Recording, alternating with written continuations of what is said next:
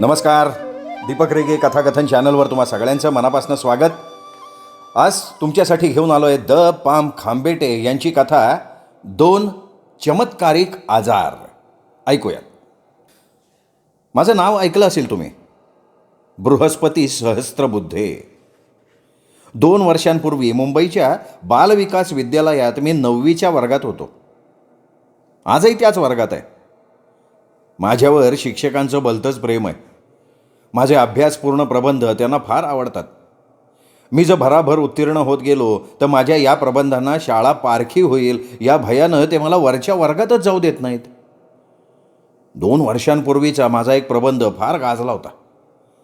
आज मुलांना शिस्त लावण्याची गरज नसून आईबापांना इष्टते वळण कसं लावावं ही समाजापुढची बिकट समस्या आहे हे सर्वसामान्य झालेलं आहे. तेव्हा या प्रश्नाचा अभ्यास करून मुलांनी आईबापांना वळण कसं लावावं या शीर्षकाचा एक प्रबंध मी प्रसिद्ध केला होता. अल्पावधीत लोकप्रिय झाला तो. 56 भाषातनं त्याचे अनुवाद झाले. अमेरिकन भाषेत झालेल्या अनुवादाच्या 60 आवृत्त्या 7 महिन्यात हातोहात खपल्या. How to win friends and influence people या ग्रंथाचा जनक डेल कार्नेजी हा तर माझा अनुवाद डोक्यावर घेऊन आनंदानं नाचला असं म्हणतात. माझ्या या प्रबंधाच्या आधारावर डेल कार्नेजीनं how to win parents and influence teachers या मथळ्याचा एक ग्रंथ नुकताच लिहून हातावेगळा केला अशी सुद्धा बातमी आहे. 10वी ड या वर्गातला विद्यार्थी कुमार थाप मारे यांनी कालच मला ती बातमी सांगितली. आता या थापमारेचा चुलत मामा अमेरिकेत असून त्याची आणि कार्नेजीची दोस्ती आहे. यावरनं ती बातमी खरी असल्याचं सिद्ध होतं. त्या प्रबंधाच्या यशानं हुरूप येऊन आज मी एक नवा प्रबंध वाचकांना सादर करतोय. सर्वत्र आढळून येणारे 2 चमत्कारिक आजार हा या प्रबंधाचा विषय आहे. आम्हाला शाळेत आरोग्य विज्ञान हे पुस्तक लावलेलं आहे. माणसानं आपलं आरोग्य कसं राखावं, आजार कसे होतात, रोगांचे प्रकार कोणते, ही अशी अनेक तऱ्हेची उपयुक्त माहिती या पुस्तकात दिली आहे. पण घरोघर आढळून येणाऱ्या 2 महत्त्वाच्या आजारांचा मात्र त्या पुस्तकात कुठे चुकून सुद्धा उल्लेख केलेला नाही. या गोष्टीचं मला नवल वाटलं आणि ह्या बाबतीत मी अधिक चौकशी केली. या चौकशीत मला असं दिसून आलं की मी शोध लावलेल्या 2 आजारांचं नावसुद्धा डॉक्टरांना, वैद्यांना ठाऊक नाही. वैद्यकीय ग्रंथातनं या आजारांचा किंवा त्याच्या लक्षणांचा नामनिर्देशसुद्धा नाही. जंतुजन्य आजार, संसर्गजन्य आजार, भावनाजन्य आजार या असल्या आजारांची वर्णनं अनेक डॉक्टरांनी, वैद्यांनी आणि मानसशास्त्रज्ञांनी आपल्या आपल्या ग्रंथातनं केली आहेत. पण तिथीजन्य आजार आणि अतिथीजन्य आजार या 2 सार्वत्रिक आजारांची कारणं आणि लक्षणं मात्र आज तागायत अनुल्लेखित राहिली आहेत. आणि गंमत अशी आहे की हेच आजार इतर कुठल्याही प्रकारच्या आजारांपेक्षा कितीतरी अधिक प्रमाणात आढळून येत असतात. मी या 2 आजारांचं मौलिक संशोधन केलं. या संशोधनातनं एक महत्त्वाची गोष्ट मला दिसून आली. तिथीजन्य आजार हा लहान मोठ्या सगळ्या माणसांना होऊ शकतो. पण अतिथीजन्य आजार मात्र बहुतेक वडील माणसांनाच पछाडतो. या विलक्षण आजाराचं मूळ, या आजारांची लक्षणं आणि त्यावर योजले जाणारे सर्वसामान्य इलाज यांचं सोदाहरण विवेचन मी माझ्या प्रबंधात केलं आहे. वैद्यकीय आणि मानसशास्त्रीय विद्यार्थी आणि जिज्ञासू वाचक यांच्या माहितीसाठी त्या प्रबंधातील काही मूलभूत सिद्धांत मी संक्षेपानं इथं तुम्हाला सांगतोय. घरी एखादा पाहुणा येतो किंवा यायचा असतो त्यावेळी घरातल्या वडील माणसांमध्ये पुष्कळदा अतिथीजन्य आजाराचा प्रादुर्भाव होतो. आता सांगतो ना तुम्हाला. हे बघा, गेल्या दसऱ्याच्या आधी 4 दिवस माझी कोकणातली आजी म्हणजे बाबांची आई गावाहून मुंबईला आली होती. दसरा करून ती नंतर काशीला जायची होती. आजी यायच्या आदल्या दिवशी आपली तब्येत बरोबर नसल्याचं आई सांगायला लागली. ज्या दिवशी आजी बोटीनं मुंबईला उतरायची होती त्या दिवशी सकाळीच आईचं डोकं असह्य ठणकायला लागलं. तिने कपाळाला कापूर चंदनाचा लेप लावला आणि ती अंथरुणावर पडली. डोकेदुखीमुळे तिला नुसतं या कुशीवरचं त्या कुशीवर हलवत नव्हतं. आजी आली. 4 दिवस स्वयंपाक पाणी आजीनीच केलं. आजी स्वयंपाक करते आणि आई बिछाण्याला खिळून. सारखी म्हणत होती, मेली अर्धशिशी असणार ही. अहो, असं म्हणून आई रोज सकाळी कंदी पेढे किंवा पुणेरी जिलबे आणून खायची आणि तिला किंचित बरं वाटायचं. ज्या दिवशी बाबा आजीला घेऊन बोरी बंदरला गेले, आजीला काशी एक्सप्रेसमध्ये बसवून आले, त्याच दिवशी आई खडखडीत बरी झाली, हिंडायला फिरायला लागली. आता याच्या उलट परवा दिवाळीत आमची घाटावरची आजी म्हणजे आईची आई 4 दिवस आमच्याकडे राहायला यायची होती. त्यावेळी बाबा अचानक आजारी पडले. त्यांचं पोट भयंकर दुखायला लागलं. ते आज जाऊन आईला म्हणाले, मागं ही पोटदुखी काही लवकर जाईल असं वाटत नाही. मी हा असा आजारी, त्यात तुझी आई आली तर मला असा बघून तिचा अगदी हिरमोड होईल ग. तेव्हा तुझ्या आईला येऊ नका अशी तार करून टाकू का? आई जरा गुस्स्यातच म्हणाली, करा करा हां. माझी आई 2 दिवस इकडे येणार म्हणाली की लगेच तुमच्या पोटात दुखायला लागणारच. मला ठाऊक आहे की ते. आता बाबांनी याच्यावर वास्तविक काहीतरी तटकन उत्तर द्यायचं, पण ते न देता बाहेर येऊन मला हाक मारून म्हणाले, बृहस्पत्या, तार ऑफिसात जा आणि मी सांगतो तशी तार करून ये पटदिशी.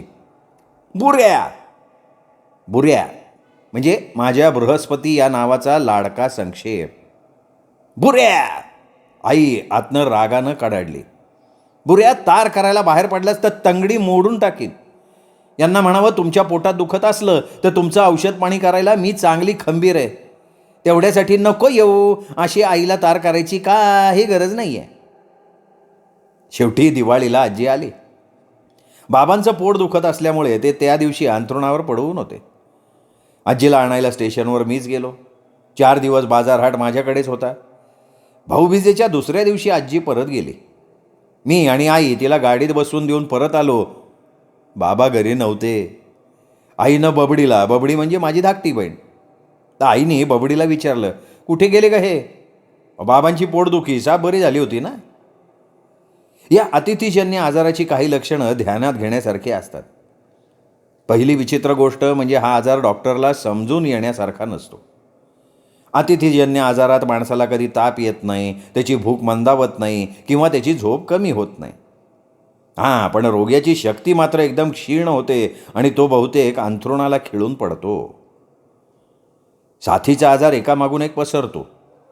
घरातल्या एका माणसाला आज फ्ल्यू झाला, 2 दिवसांनी दुसरा माणूस फ्ल्यूनं अंथरूण धरतं, असं अनेकदा घडतं.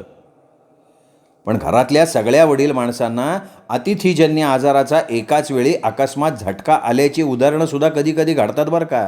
हां, आता परवा सकाळी आई आरशासमोर उभी राहून केस विंचरत होती. केस विंचरून झाल्यावर बोटांनी गुंतवून गुंडाळीत ते टाकून द्यायला म्हणून आई गॅलरीमध्ये गेली. गॅलरीत गेली ती तशीच पळत आत आली. पटकन घरात येऊन भैचकित स्वरात म्हणाली, अगं भाई. बाबा वर्तमानपत्र वाचत आराम खुर्चीत पडलेले होते. वर्तमानपत्र खाली करून ते आश्चर्याने म्हणाले, काय झालं ग, काय झालं? आई अशा प्रश्नाचं ना सरळ उत्तर एकदम कधीच देत नाही. ती म्हणाली, झालंच आता. 8 दिवस मला कंबर मोडेस्तवर काम आणि तुम्हाला खिसा पाटेस्तवर खर्च. आई असं का म्हणतीये ते मला कळेना. मी धावत गॅलरीत जाऊन बघितलं. खालच्या जिन्यावरनं किशा काका आणि आनंदी काकू येत असताना मला दिसली. त्यांच्या मागून सामान घेऊन हमाल येत होता. मी धावत पळत आत येऊन उत्साहानं ओरडलो, बाबा, किशा काका येत आहेत आणि बरोबर आनंदी काकूसुद्धा आहे. बाबांनी तात्काळ वृत्तपत्र खाली टाकलं. दोन्ही हातांनी डोकं दाबून धरलं. उठून झिडपडत ते खाटेवर जाऊन पडले. अंगावर पांघरून ओढून घेत एकदम बिघडले, बुऱ्या, अरे बामाची बाटली घेऊन ये रे बाळा पटकन. आई आई आई आई आई आई, काय एकदम सणखाली मानेच्या शिरेत. अगं आहे ग, आहे ग, आहे ग. मी पळत जाऊन बाबांना बामची बाटली आणून दिली. तोपर्यंत आई ती कणत कणत मागच्या खोलीत गेली. एक जुनेर जमिनीवर पसरून एक उशी टाकून तीही त्या जुनेऱ्यावर आडवी होत उद्गारली, बबडे बबडे, जरा कंबर चेप ग बाई माझी. अगं आई ग, कशी उसण भरली ग बाई कमरेत. अगं आई आई आई आई आई, चेप ग माझी कंबर चेप.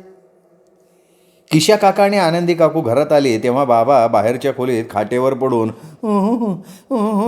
असं विभळत होते आणि आई आतल्या बाजूला आई आई ग, आई आई आई ग, आई अशी कणत बबडीकडनं कंबर झेपून घेत होती. भिंतीजवळ सामान ठेवून हमालाची रवानगी करून केशा काका म्हणाले, काय रामभाऊ, आजारी आहेस वाटतं? मोठ्या प्रयासानं डोळे उघडून क्षीण हास्य करत अगदी ओढलेल्या आवाजात बाबा म्हणाले, अरे तू केव्हा आलास बाबा? पत्र नाही पाठवलंस आधी? बरं, बस बस बस. अरे बुऱ्या, काकांना खुर्ची दे की रे बसायला. दे रे दे, बस रे बस. आनंदी काकू आत गेल्या होत्या. आईला झोपलेली बघून त्या म्हणाल्या, काय हो, आजारी का काय? अगं आय ग, आय आय आय आय आय आय आय. असा आक्रंदन स्वर एक दोनदा काढून कष्टानं एक एक शब्द उच्चारत आई म्हणाली, या या हाय हाय हाय हाय, कधी आला तुम्ही? आगाय गाय हाय हाय, बबडे, काकूंना पाठ दे ग बसायला. हाय हाय हाय हाय हाय. काकांच्या प्रारंभिक बोलण्यावरनं ते 8 दिवस मौजेनं राहायला म्हणून मुंबईला आले होते असं दिसलं होतं. पण दुपारनंतर त्यांचा भेद बदलला. त्या दिवशी भाजी आणण्यापासून सगळी बाहेरची कामं त्यांनाच करायला लागली होती ना. बाबा आजारी, ते कसे बाहेर जाणार? पण पाहुण्यांसाठी काहीतरी गोडधोड झालंच पाहिजे असा मात्र बाबांचा आग्रह होता. तेव्हा श्रीखंडासाठी चक्का वगैरे साहित्य काकाच जाऊन घेऊन आले. पैसे त्यांनीच खर्च केले. इकडे आईच्या कमरेत उसण भरलेली, ती उठणार कशी? मग पुऱ्यांपासून सगळा स्वयंपाक काकूनी करून टाकला. बाबांना उठून स्वयंपाकघरात सुद्धा येवत नव्हतं. त्यातून त्यांना भूकही फारशी नव्हती. त्यामुळे ते भात भाजी असं काही जेवलेच नाहीत. फक्त बाहेर खाटेवर बसल्या बसल्या त्यांनी 15-20 पुऱ्या आणि 4 वाडगे श्रीखंड तेवढं खाल्लं. आईला अन्नाची चवच नव्हती अजिबात. तिने काकूंकडनं थोडी खसखशीची लापशी आणि बटाट्याचा किस तेवढा करून घेतला. बाबा आणि आई दोघंही सारखी कळवळून काका काकूंना म्हणत होती, अगदी सत्वहरण झालं हो आमचं. अगं आई गाय आई आई, तुम्ही मौजे खातर आला तिथे विश्रांतीला, पण आम्ही तुमची बडदास्त ठेवायची राहिलं बाजूला, उलट तुम्हाला आमच्यासाठी कष्ट करायची पाळी आली. गाय आय आय आय आय आय. दुपारचा चहा काकूंनी करून दिला आणि त्या आपल्या सामानाची बांधाबांध करायला लागल्या. ते बघताच आई म्हणाली, अहो निघालात का तुम्ही आजच? अगं आई आय आय आय, आल्या सरसे, राहा तरी 8-10 दिवस. आई आई आई, अहो आलात काय? दुपारी लगेच निघालात काय? आई ग आई, राहा हो, 8-10 दिवस राहा. आई आई आई. बाबांनी सुद्धा काकांना राहायचा आग्रह केला. पण काकांचं पुण्याला कसलंसं महत्त्वाचं काम त्याच रात्री होतं ते त्यांना आठवलं. आणि आईबाबांच्या अगत्यशील आग्रहाला मान न देता 5च्या मेलनं दोघंही पुण्याला निघून गेले. ती दोघं सामान घेऊन जिन्यातनं खाली उतरली मात्र बाबा लगेच उठले, घरात गेले. आईला म्हणाले, चहा करतेस का ग थोडा? आई अंथरूण गुंडाळत म्हणाली, करते हो, थांबली माझी उसण. या मेलीला चहासुद्धा नीट करता येत नाही. आईबाबांचा आजार क्षणार्धात नाहीसा झाला होता. हा अतिथीजन्य आजार आहे ना, हा विशिष्ट अतिथीवर अवलंबून असतो. तर तिथीजन्य आजार हा विशिष्ट तिथीवर बळावत असतो. यातही एक महत्त्वाची गोष्ट लक्षात घेण्यासारखी असते. पुष्कळदा वडील माणसांचा जो अतिथीजन्य आजार असतो तोच लहान मुलांच्या बाबतीत तिथीजन्य ठरतो.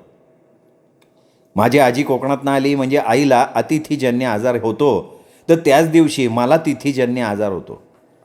गेल्या वेळी आजी आली होती तेव्हा 4 दिवस मला शाळेत जायच्या वेळी घेरी आल्यासारखं होई किंवा पोटात गलबलल्यासारखं होई. पण दुपारी मला बरं वाटायला लागे. मग आजीला घेऊन मी महालक्ष्मी, बाबुलनाथ वगैरे देवळात किंवा सती पार्वती, गणेश जन्म वगैरे सिनेमांना जात असे. आजी निघून गेल्यावर आईला लगेच बरं वाटायला लागलं. पण मला मात्र काही दिवस चुकल्यासारखं होऊन शाळा अगदी नकोशी झालेली होती. तिथीजन्य आजार हा आईपेक्षा बाबांना अधिक वारंवार होतो असं मला दिसून आलंय. हा आजारसुद्धा येताना अचानक येतो.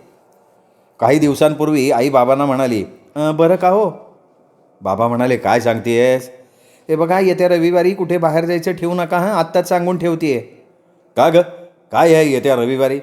अहो वांद्र्याला सुमाताईकडे जायचं आहे आपल्याला. तिच्या मुलाचा पहिला वाढदिवस आहे त्या दिवशी. तिने आग्रहानं बोलवलं आहे आपल्या सगळ्यांना.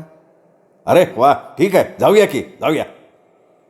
आई लगेच संशयानं बाबांकडे बघायला लागली आणि म्हणाली, लगेच बरं कबूल केलं यायचं? काहीतरी डाव आहे तुमचा याच्यात.